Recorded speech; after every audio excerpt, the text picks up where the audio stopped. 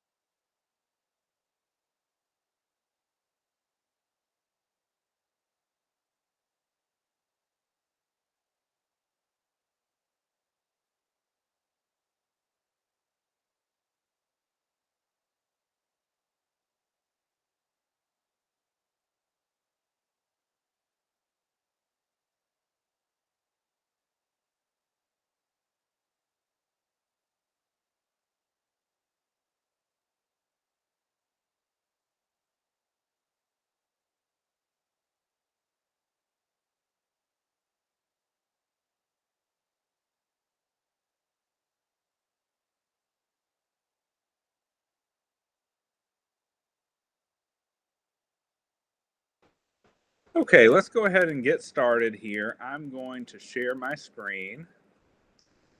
Let's see.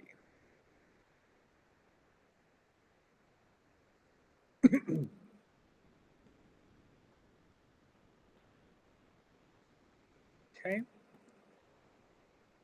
So the first thing that I want to note for you, just before I answer any questions, I want to note that before you can take your test, I know a lot of you have already done this, you need to go into course content, which I'll let that refresh. And then almost at the very bottom before exam 1, you'll see the honor lock consent form. We have somebody else joining us.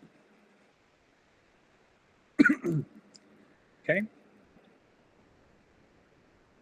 So what you'll have to do is you'll have to download this PDF, which is the honor lock consent form that says that you consent to using honor lock and following all the directions, doing a room scan of where you're taking your test, and that you consent to recording your exam session through your webcam microphone and recording the screen.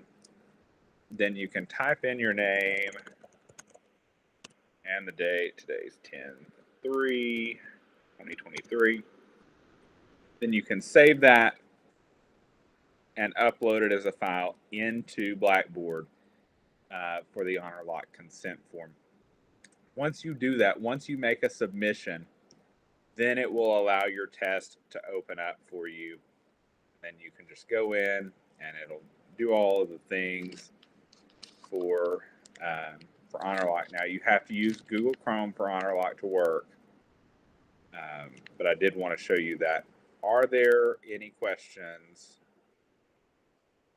about how to do the honor lock consent form or to get into your test?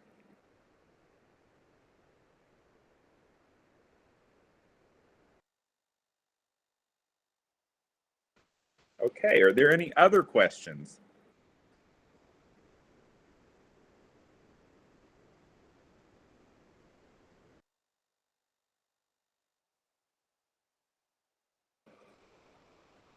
Is there anyone in here who has taken the test so far? I have not yet. I'll come to this evening. Okay. We have till tomorrow. That's right? correct. Right. Tomorrow at midnight. Okay. And I should be available via email most of the evening tomorrow. I think I have dinner plans, but I think that's the only thing I have tomorrow evening. And I should be available if you should have any technical issues. Please try not to start the exam at 11 p.m. I do hope to get a little bit of sleep tomorrow night. So if you can, try and start as early as you can tomorrow if you're going to take it tomorrow. If you have any technical difficulties, be sure to just email me. That's the easiest way to get that done. Yeah, be sure to have a copy of the formula chart. I think the only formula you will need is already on the exam, and that's the quadratic formula. But if there is something that's on the formula chart that you need, you're certainly welcome to use that during the test. Any other questions, homework questions, other class questions that are relevant? Can we go over some questions? Questions like from what section? From the NCB. It was a fact question that I had.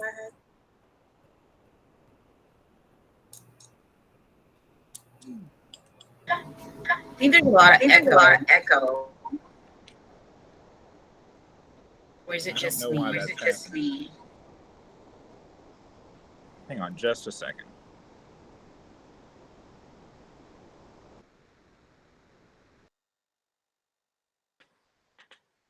Is that a little bit better? I only hear it whenever we talk. Yes. sure why that would be. I do have a window unit going in my house right now because our air conditioner went out this weekend. So that's sort of where I am in life right now. But I'll turn it off just in case that's part of the contributing factor. Kaylin, if you have the problem that you're specifically talking about, I'll be happy to work through it for you or with you. Okay, I have to find it real quick. Take your time. She didn't echo that time. Did or did not? She did not, but I am. I wonder if it's just when we have two open at the same time. I hear echoes. Okay, it was 15x squared minus x minus 6 over 3x squared minus 5 plus 2. Just a second. Let me get something where I can write. Okay, say that one more time. 15x squared minus x minus 6 over 3x squared minus 5 plus 2. And it says simplify the rational. Okay, let me see if I can get joined here with my iPad. Okay.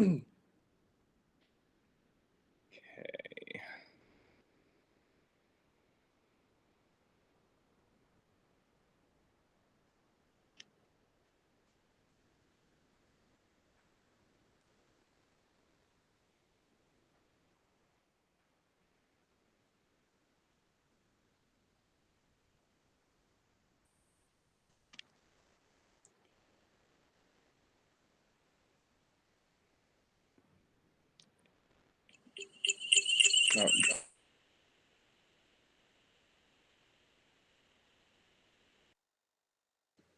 Okay, that should fix that problem. Okay.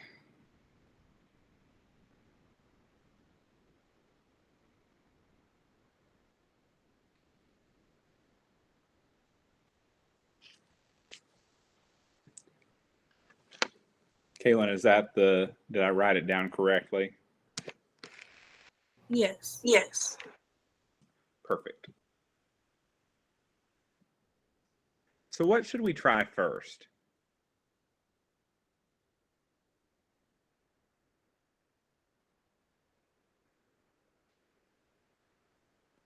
Any ideas? Well, let's try and factor the numerator first. So we need to take 15 times 6. What is 15 times 6? Is that 90? We need the factors of 90 that give us a -1. So let's try, well, there's 1 and 90, 2 and 45, 3 and 30, 4, no, I don't think 4 is a factor, 5 and 18, 6 and 15,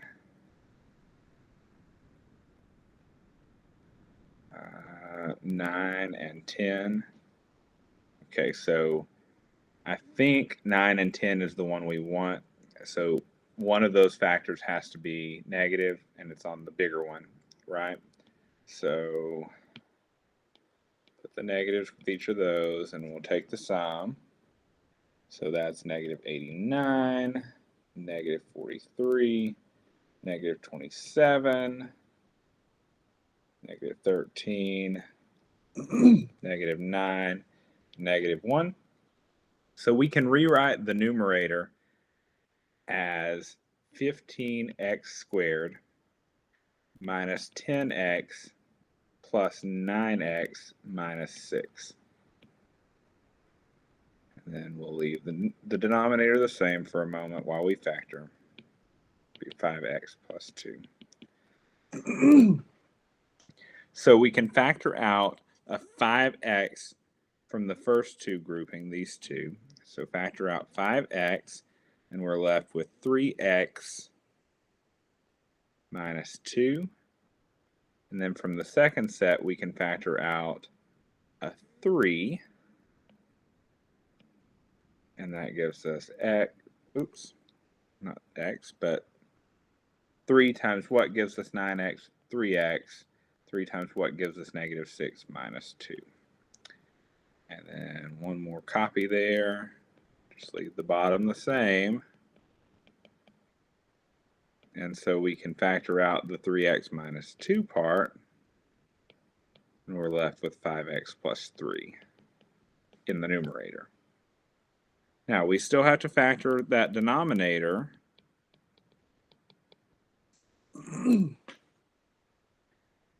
So again, we're going to go through the same steps, except this time we need to multiply the 3 and the 2 together. This should be a little bit easier to factor. So we need the factors of 6 that sum to negative 5. Well, in both cases, we're going to have negatives on the factors. So we have negative 1 or negative 6, negative 2 or negative 3. Which is a little bit easier for those sums. We have negative 7 and negative 5, which we want negative 5. So we can split this out. 3x minus 2, 5x plus 3, just copying that down, and then that denominator can be rewritten as 3x squared minus 3x minus 2x plus 2. So the first grouping, these two, we can factor out. Just rewrite the numerator again. A lot of just copying down the same thing over and over again. We can factor out a 3x, and we get x minus 1. And then out of the second pair, we can factor out a negative 2. We're left with x minus 1. So our final step is to copy down the numerator just the same, 3x minus 2. 5x plus 3.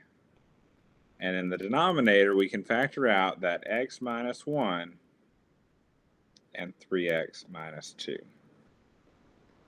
So what happens is we've now gotten a factor of 3x minus 2 in the numerator right here and a 3x minus 2 in the denominator, so we can cancel those out.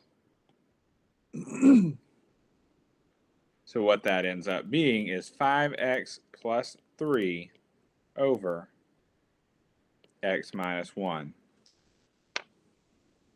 And that's your final answer. Now, did the question ask you if for restrictions in the denominator, Kaylin? No, that was Does that make sense how you get to that answer? yes. Excellent. Other questions?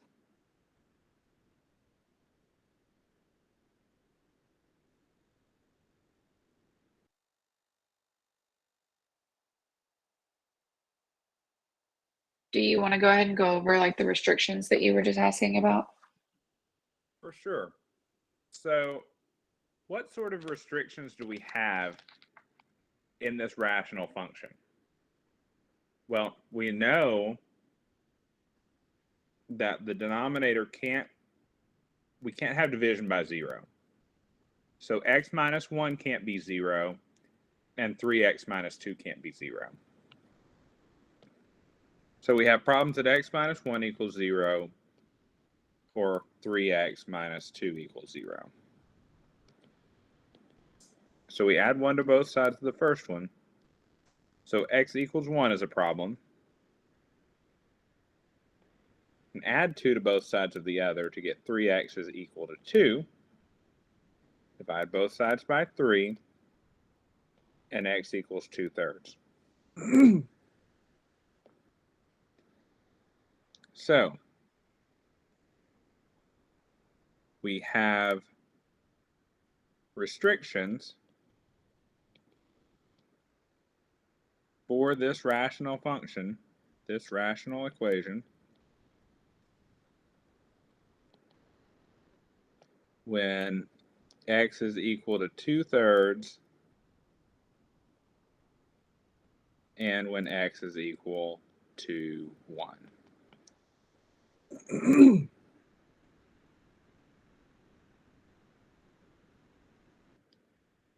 Questions about how we find those restrictions?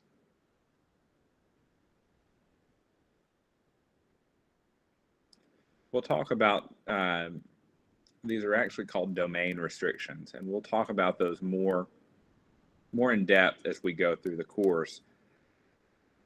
But this is sort of the first time you see those, where you see division by 0, similarly to when you see the square root of negative numbers before you start talking about complex numbers. But we know with complex numbers, we can just use I. Okay. Other questions?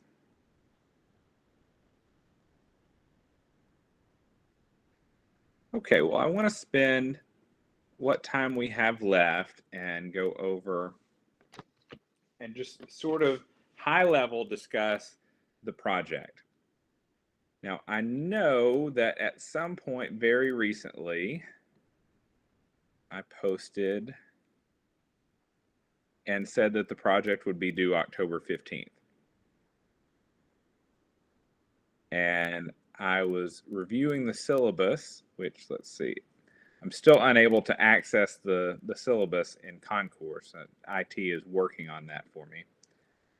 But the syllabus actually says that it will be due later than October 15th. And since the syllabus is sort of our contract between you guys and me and the college, I will push that due date to be the same as what's listed in the syllabus. I think it's maybe the first week of November.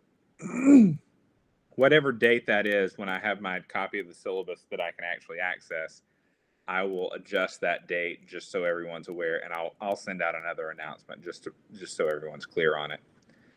Okay, I'm going to share my screen again. Present. Okay, can everyone see that? Yes. I can. Yes. Excellent. So I know this one says spring 2022, but it's the same project. So sort of the reason, and I don't know if anyone's explained this, but I want to sort of explain it. There are certain classes in the core curriculum for various degree-seeking programs that colleges and universities want to assess how well they are doing teaching their students certain content. And so this project is Angelina's way of measuring how well we are doing with teaching college algebra in general. So we can compare groups across semesters, across teachers. It just allows us to have more data that's more objective, because we're using the same project in each semester. So let's just briefly go through it. Robert stands on the topmost tier of seats in a baseball stadium and throws a ball out onto the field with a vertical upward velocity of 42 feet per second. The ball is 49 feet above the ground the moment he releases the ball. The general projectile motion formula is h, the height, final height, is equal to the negative 1/2 g, which is gravity, acceleration due to gravity, times the time elapsed squared, plus the initial velocity times the time elapsed, plus the initial height. So that's sort of what each one of those variables is. And your job in this project is to answer 6 questions. The very first of those questions is to set up a projectile motion formula to calculate when the ball will land on the field. And I know a number of you have have sent me messages about this, and I intend to answer your questions.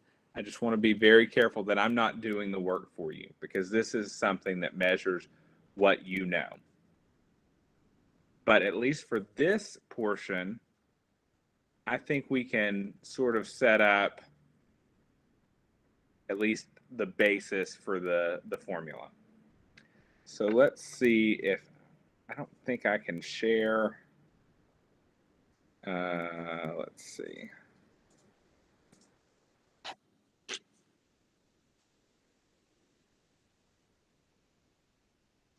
So does anyone have any ideas for how we can set up this projectile motion formula? See if I can take a screenshot and drop it into my iPad.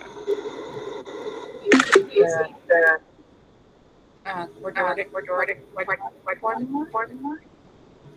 So this is a quadratic. You told us last time. Right. So this is definitely quadratic in nature. See if I can. Trying to share from. Okay, very good.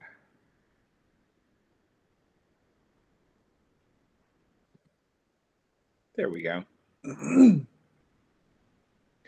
Thank you for sharing that, Ashley. The syllabus says that the project is due 11/5, and I will update Blackboard to reflect that, and I'll send out another notice. So the projectile motion formula is given by h is equal to -1/2 gt squared plus v subscript 0 times t plus h 0. Okay, so we know that g is 32 feet per second squared. V0 is the initial velocity.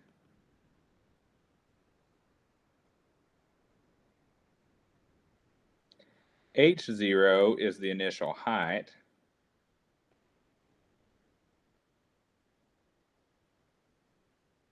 H is the final height. And T is time elapsed. In other words, how much time has it been since Robert has released the ball? Okay, so what do we know? Which of these values are we given? Do we know G? Yes. 32. Yep, we were given that initially. What's the initial velocity? Do we know that?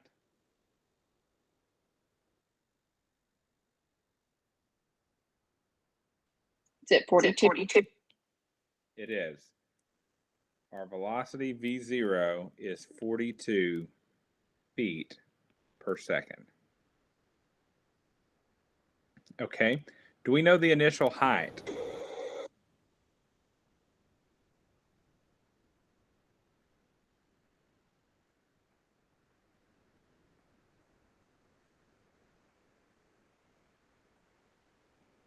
Forty-nine feet. The initial height is 49 feet above the ground. Okay. What about the final height?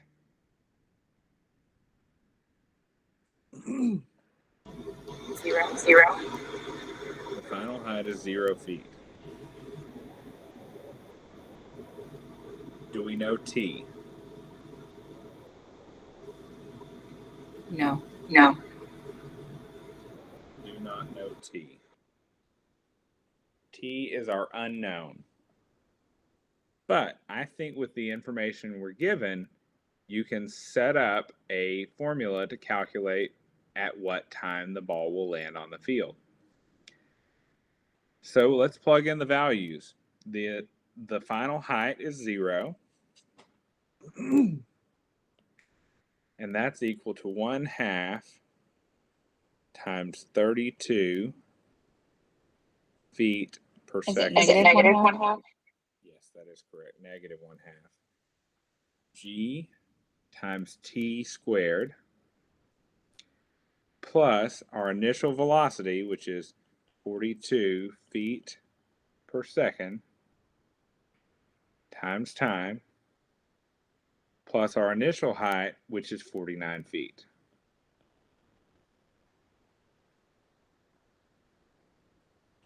So without the units, we don't need them at the moment, -1/2 times 32 t squared plus 42 t plus 49. What's -1/2 times 32? Negative. Oh. 9.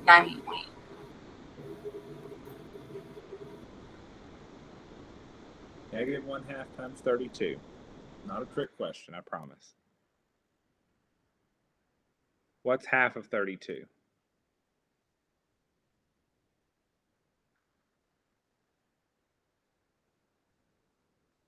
Sixteen. 16. -16 t squared plus 42 t plus 49 is equal to 0. So that sort of gives you the formula that you need to get started on this problem. Now let's talk through some of the details on the other parts.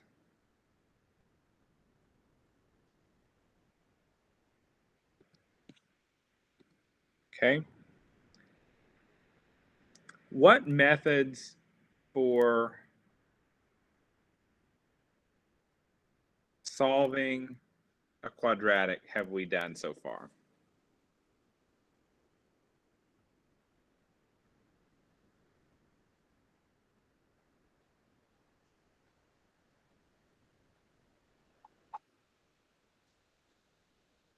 Factoring. Okay, we've done factoring. That's sort of if it will factor, it works out pretty easily. Or nicely, maybe not easily. What's another method?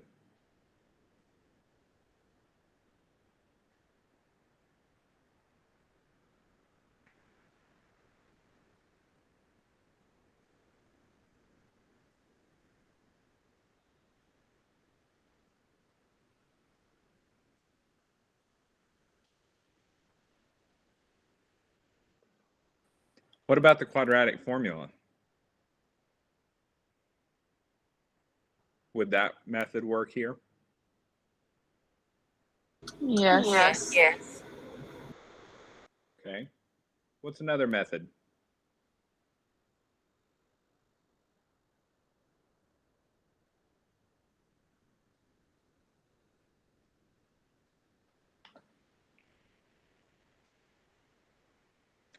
There's one about completing something.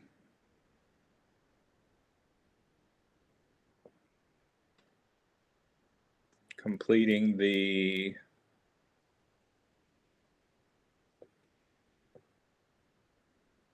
anybody?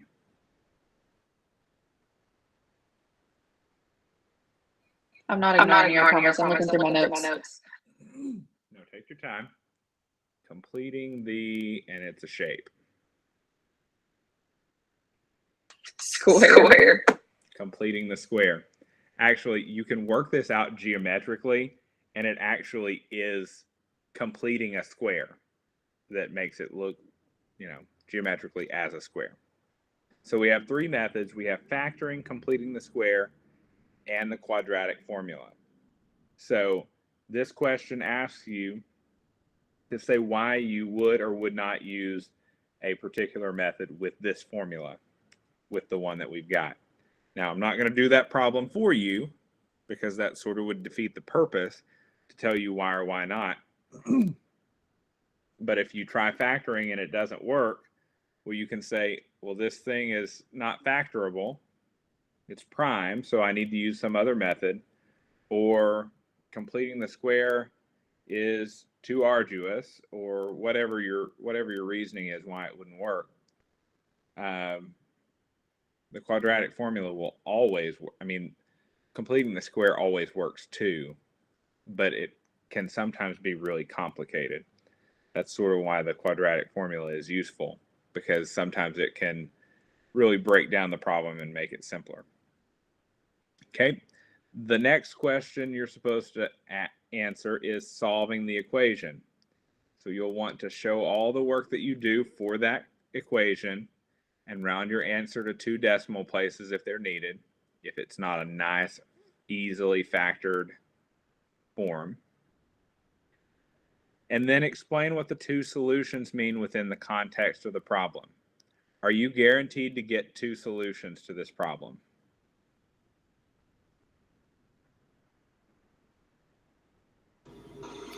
Yes.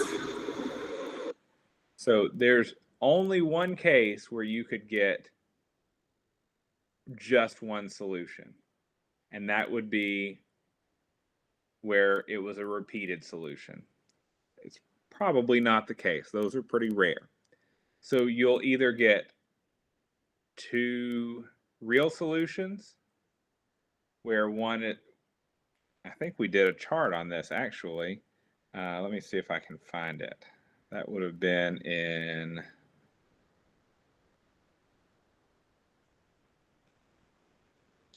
oh, what section would that have been in?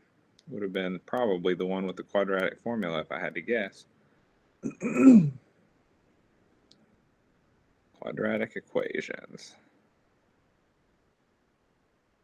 Here we go. So the double solution is where when you plug it into the quadratic formula, you get the discriminant. What is the discriminant again? Can someone remind me?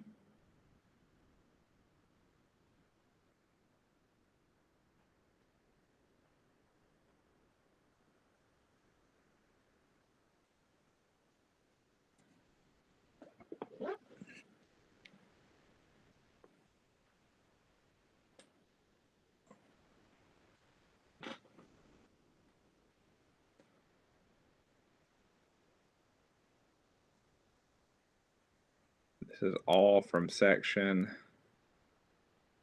2.5.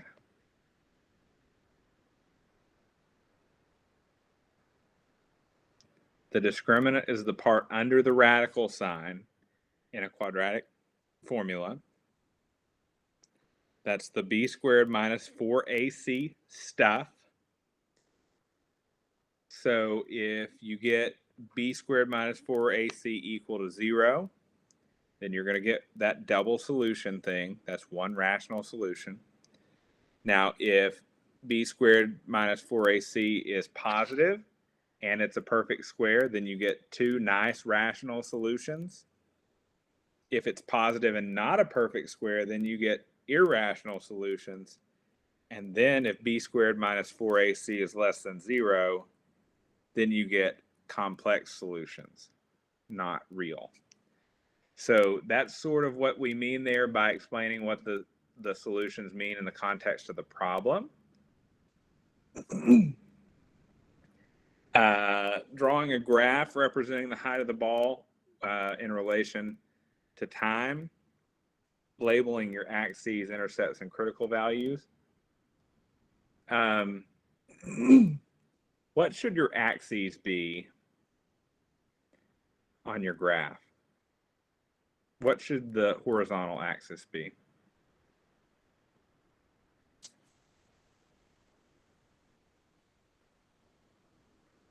Okay, so that's what it is. It's normally x, but our variables in this problem are h and t. So your horizontal axis you would want to be t, because that shows the passage of time along the horizontal axis, and then you want to map the vertical axis to h for the height. So you can see how high the ball is after t seconds. So you'll want to label where it crosses the x-axis. Those are pretty important. You'll want to be able to know what that means when they cross the axis in this real problem and where it starts. So don't want to give away too much here, but your initial height is when time is equal to 0. So that would be your y-intercept. Now there's some stuff that would go to the left of your y-intercept if you graph the whole thing.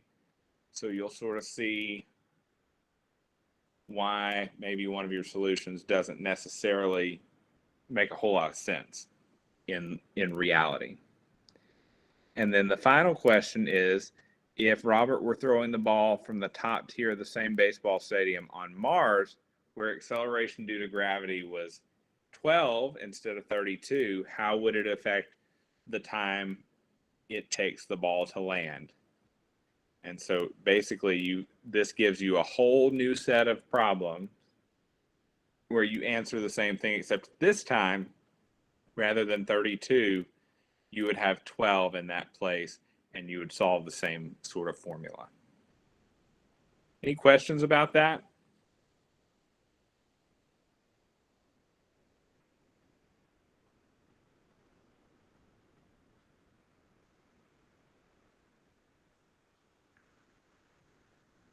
All right. Well, if there are no questions, that was sort of all I had today. I wanted to see if you had any questions, answer those before you take your test. I know there are a number of you who haven't taken it yet, particularly that are on the call today. Totally fine. Just be sure you get it done by midnight tomorrow. If you have any questions or technical difficulties between now and when you complete your test, be sure to let me know by email. I know some people, not necessarily on the call, but some have tried to send me messages through Blackboard. That is not the easiest way to get to me. My email is chuckaby, that's HUCKABY @angelina.edu. That is the fastest way for me to definitely get a problem solved faster. And even if I don't respond immediately, I am reading those very, very frequently. That's all for today, and I'll look forward to seeing you. I do have a question. Oh, go ahead. Okay, so I know on the instructions for the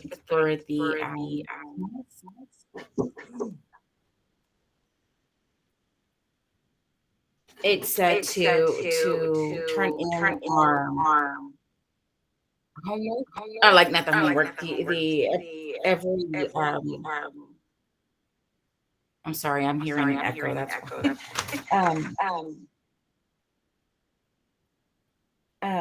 so they said to turn it in all your workout answers to you. How do we send that to you? Through your email or through the Blackboard? So what I would do for the project is I would put it all together in one document, and whether that is, so if you can scan written work if you need to, and then copy and paste that into a Word document and write narrative around it with text. There are a number of ways you can do it, but you'll want to end up having one single file that you can submit via Blackboard. And if you need help with compiling those things, we can jump on an individual call and I can help you with that. Okay. Does that answer your And what question? about the work for the test?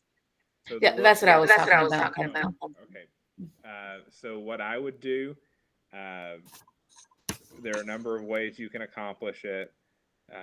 In other classes, some people will just take pictures with their phone. That sort of works. If you have, and I don't know what Androids do for this, but I know that iPhones have a solution where you can go into Notes. In fact, I think I can share my screen and show you what it looks like on iOS. I'll actually show you from my iPad.